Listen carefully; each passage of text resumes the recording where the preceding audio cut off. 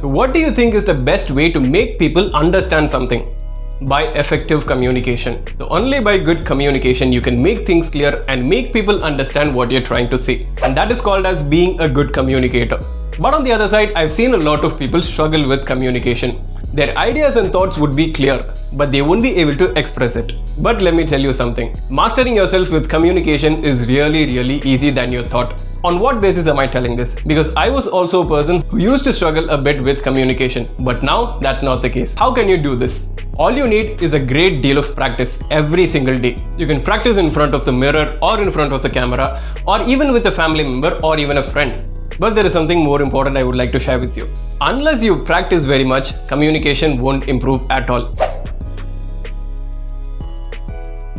Just like it is necessary to be a good communicator, it is also equally important to be a good writer. That is, you have to be good with your words. So just think of it. So when you enter the real world, things are going to be very professional. That is, you have to write a lot of emails, you'll receive a lot of emails and letters, and there is going to be a lot of correspondence in whatever field you are in. By that way, you have to be able to write well. On the other side, you must talk to a lot of people, share information with them and collect information from them as well. For all these to efficiently happen, you must be a really good writer. You just have to write something of your interest every day, every single day. At least 2 or 3 sentences would do.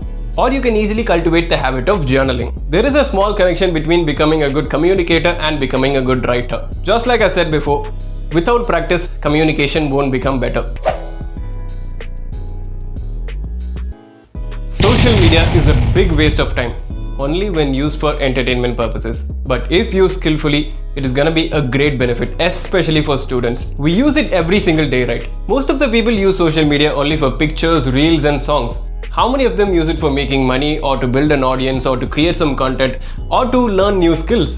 Very few. I'm definitely not gonna close my eyes and tell that you shouldn't use social media for entertainment. You can use, but not always. And on the other side, I'm definitely not gonna ask everyone to create some content or to build an audience or to gain money from it. You definitely don't have to do all these things, but just use it to improve something in yourself. I would recommend 2 best social media platforms for students. The first one is Twitter and the second one is LinkedIn. Twitter is pretty much like world in your hands. You don't even have to see news channels if you have a Twitter account. As far as LinkedIn is concerned, it is not an ordinary social media platform. It is more professional. You can't find any pictures, reels and songs over there.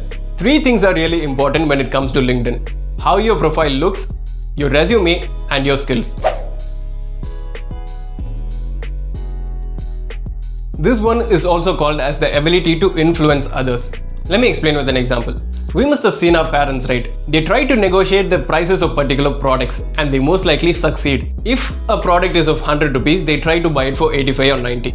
But why is this important for students? Let me tell you. If you graduate and go to a job and you feel like you want a higher pay or you want a higher position or you want more opportunities in that job, you have to be able to persuade. You have to be able to persuade your employer, your boss or your manager. If you feel like you want something and you genuinely believe that you are capable of what you're asking for, you have to ask. And all these things doesn't come from asking or just requesting. You have to be able to influence or you have to be able to persuade that person and try to make them believe that you are capable of what you're asking for.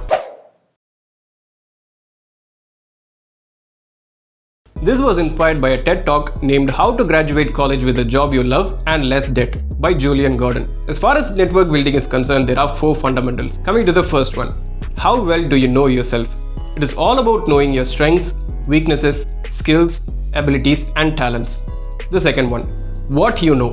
What are the things that you know and what are the things that you're really good at? The third one, who you know and who knows you. And finally, who knows what you know. All these 4 fundamentals are pretty much self-explanatory.